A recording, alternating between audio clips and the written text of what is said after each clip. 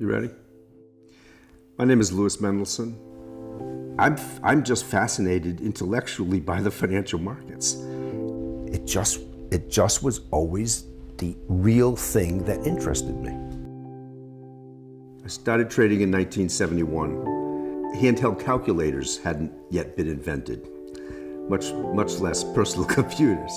So everything was done by hand, or with a slide rule or something. It was very time consuming, it was very laborious. It took hours every night to just follow even a few stocks reasonably well. But then when PCs came out, I immediately knew that this is it. This is a technology, this is something that is going to completely change the world. And it's going to change my world. And I started to develop software for my own personal use, and realized also that I could license that software to other traders around the world that would benefit from it as well. When my father first started the company, I don't think he really envisioned that it would grow to the degree that it has. Back in 1979, this was just a dream. It was just a vision. It was, what if I did this? He really risked it all.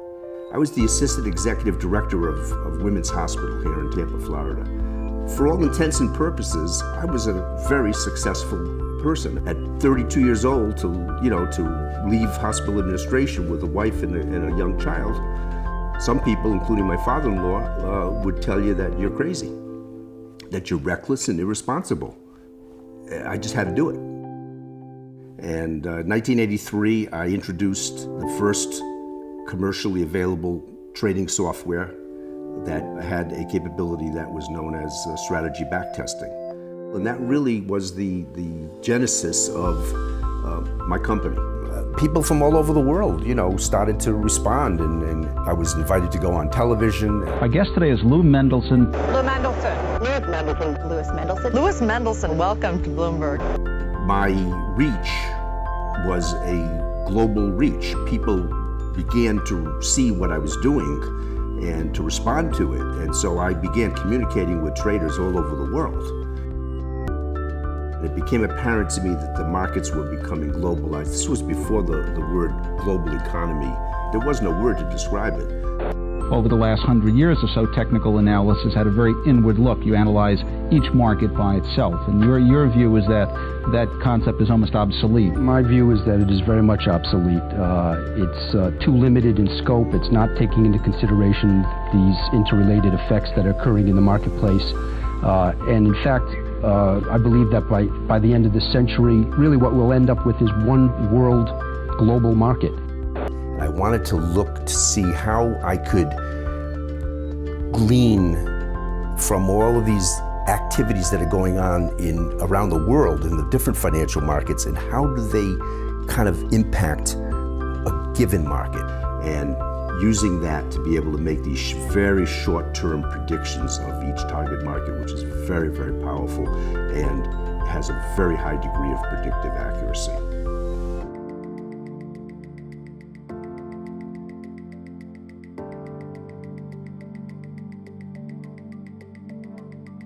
Back in the early 80s, when my oldest son, Lane, was old enough to accompany me, I would take him on road trips with me where I would be a speaker and so forth. He, as a very young age, became interested in and involved in the company and in the financial markets and technical analysis. I wanted to work with my dad so badly that I pretended like my lunchbox was a briefcase. And so it was kind of a joke in our family that there's Lane going to work with his briefcase. And he was with me at these meetings and at these conferences, and how could you not be excited by it? He got the bug too. So what was cool is we could walk from the house right over to the office. And so this is what allowed me to, after school or in the summertime, come over to the office and learn about the company and what we did.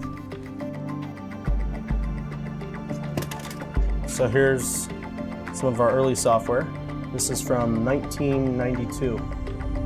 I was responsible for formatting floppy disks. So I would take them, I'd put them into the floppy disk drive, run a little script that would verify that the disk was good, and then it would go into a pile to have software copied onto it, and then that software would be sent out to customers. I mean, now it's, you send out a link and they download it. I really got very involved, very excited around 1995 when the internet first took off and became a thing. And I put together our first website.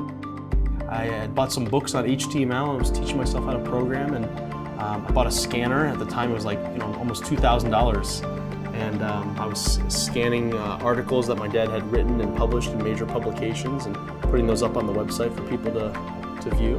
That's when I really got excited. And it allowed for us to really demonstrate for the first time electronically what it is that we've got and how it will help people make money in the markets.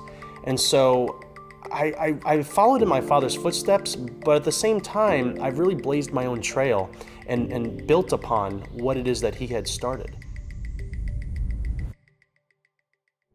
I'm just very passionate about everything that we do. I'm passionate about the people that we help. I'm passionate about the technology that we develop. The research and development that we do is ongoing. It never ends. It's a constant thing that has to evolve. The markets aren't stagnant, they're constantly changing. So what that means is that the technology has to continue to evolve, continue to progress, continue to become better so that it never falls behind the curve. We're always at the forefront and cutting edge of technology, and that's because we continually reinvest in the research and development efforts. We don't cut corners. We don't do things just for short-term gain. The company has been in existence now for decades. It's probably the oldest continuously operated trading software company for personal computers in the world. I think that's what gives a lot of people confidence about doing business with us, is because they know that they're going to be working with a company that's reputable, that has integrity, that has longevity and staying power. And that's really important because we're not just selling a product. It's really a relationship. Yes, we provide you with the technology, but we also provide you with training and education. We have numerous departments. We have a very substantial customer support department so that we make sure that our customers understand how to use the software and can benefit from it to the greatest degree possible. We want our customers to feel like they're a part of a family, that we really care about their success, because we do. And we know that their success does ensure our success.